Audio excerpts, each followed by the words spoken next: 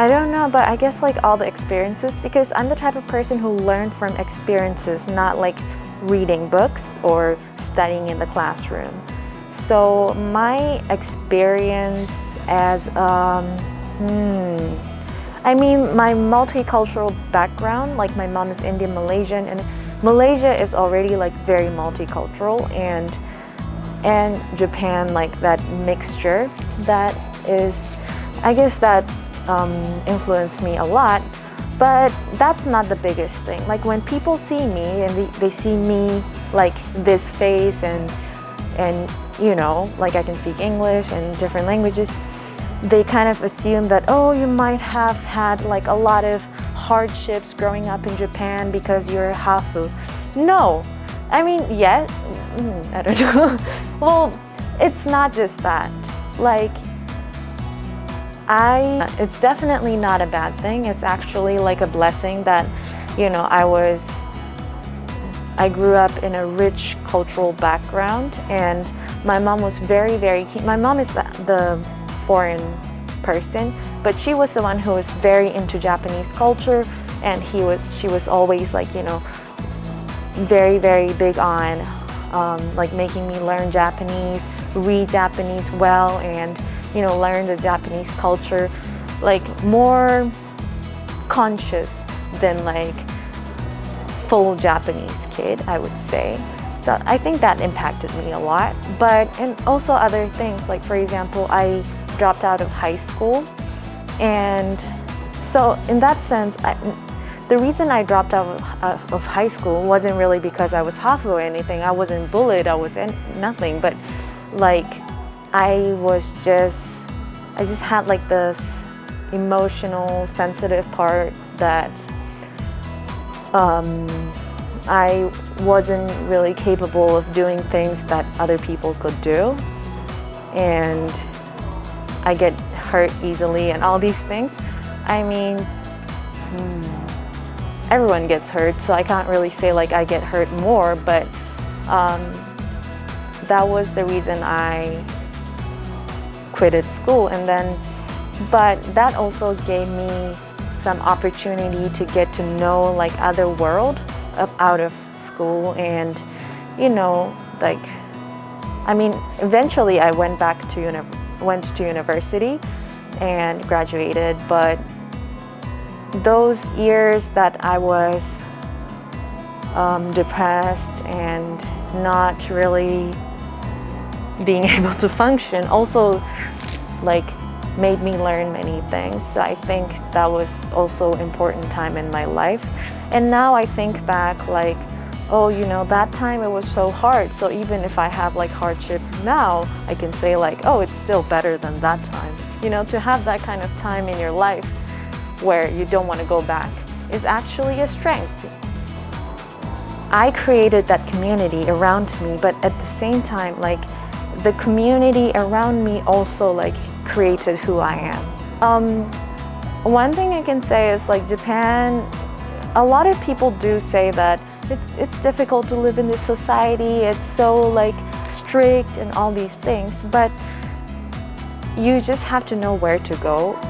Like every society have like the strict part and the, you know, laid back part and different aspects of society, but yeah, like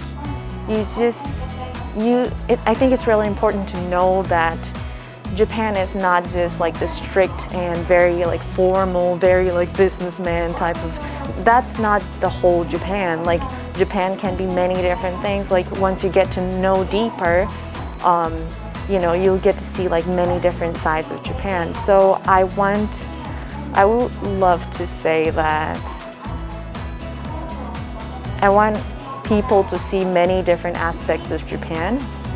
And yeah, and also I would love to help foreign people who are in Japan to be, like I want to introduce Japan to foreign people because Japan has so much potential, and the foreign community in Japan actually made my life culturally richer.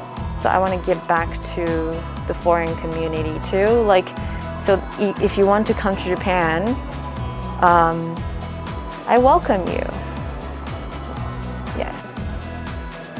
Okay, so one of the important projects that I'm doing right now, it's not really like job yet because I don't really get paid with that, but like for example, this hair was done by my Nigerian idol. Like she's my idol, and she's a amazing businesswoman in Japan, and she does like hair business. So like she gave me this hairdo, and like I did a photo shoot with this one modeling agency. I did a video shoot with this one video like creator, or how do you say, videographer, and that music video was actually for this another friend who is a singer. So I am very, very focused on like promoting all the people around me and making projects and working as a model so that all the people around me will get like a shine on them too. Other jobs? Okay, so I work in a school, like normal public school, but it's like kindergarten, elementary school, junior high school, and like the after school kind of place. It's all like in one place, and it's a big place.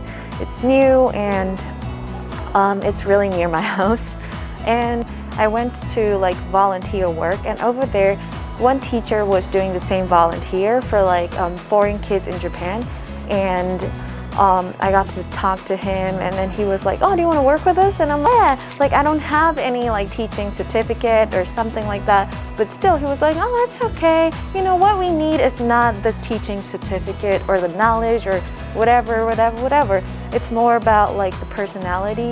We want like kind of like a kind of friendly, accepting kind of person, and you seem to have that kind of aura, so why don't you work with us? And I was like, oh my gosh, that kind of thing, that kind of like character that I thought it was like a negative thing is actually a positive thing in that place. That was crazy to me, because like my mom was the type of person who's like, oh, you have to go get it, you have to be strong, you have to be independent, all these things. And I thought like my kind of friendly, kind of not weak, but like soft kind of personality wasn't really anyway.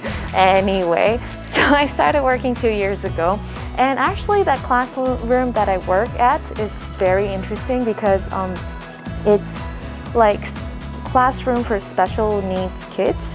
They have like developmental disorder, learning disorder, and they are usually at like standard classroom. But once in a while they come to my classroom and they learn how to deal with other people, social skills and whatnot. What else? Or when they have like panic attack or something like that, they just come to my classroom and then calm themselves. Teachers are also accepting and like very understanding. So I really love working with them. And although it's a Japanese normal public school, when they first saw my hair, they were like, that's so cool. And even like the vice president, he was like, oh, it's culture, you should do more. Like you should teach the kids that, there are different cultures in this world and different people, so you should do some more. And I was very impressed by that because I had the image that Japanese public schools can be very strict when it comes to hair and how you look and all these things. And I feel like that's, the whole society, Japanese society is like going towards that direction. But yeah, so the kids are interesting. Yes, and they're very talented. Like if I could show my phone, I would definitely show right now. But like, some kid, like for example, this one boy, he doesn't really talk. He doesn't really talk. But when he starts making the blocks, like he makes a castle like in 45 minutes. How do you even do that? Some of the kids, they're not really like suitable in their standard classroom, but they have like other amazing talents, and I'm so blessed that I get to see those kids like growing and learning how to communicate with other people.